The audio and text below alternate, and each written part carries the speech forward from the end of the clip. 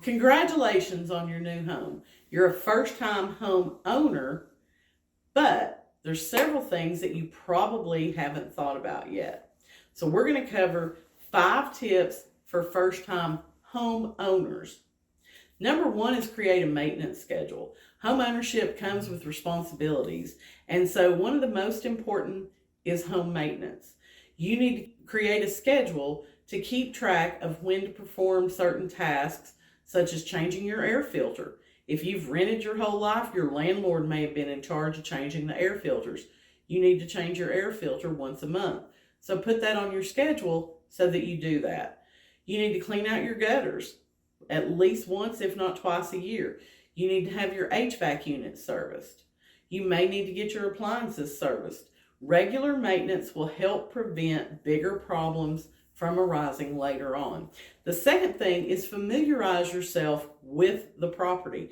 Make sure you know where the breaker box is, where the main water shutoff is, where's your HVAC unit and the return located in case you have an issue with that and it needs to be serviced. This helps you to be prepared in the event of an emergency. Number 3, get to know your neighbors. And used to, we would have probably never had to say this. Everybody knew everybody that lived on the street. You moved into a new house and neighbors would bring you food, welcoming gifts, all kinds of things. And now we live in a different age. And so a lot of times you're not going to know your neighbors unless you make an effort to get to know them.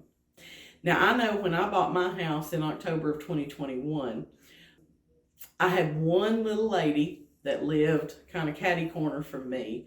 And I was getting into my car one day and she saw me and she come running across the street and she hollered at me to stop. And she brought me a little pumpkin roll that she had bought at Aldi's and wanted to give to me to welcome me to the neighborhood.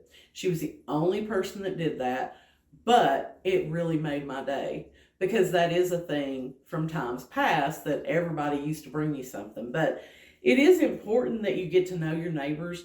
You're going to go on vacation once, maybe 2 or 3 times a year, and you want to have somebody that you can count on as a friend to kind of keep a watch on the place. You see if anybody's trying to get into it, is something missing from the backyard while you're gone.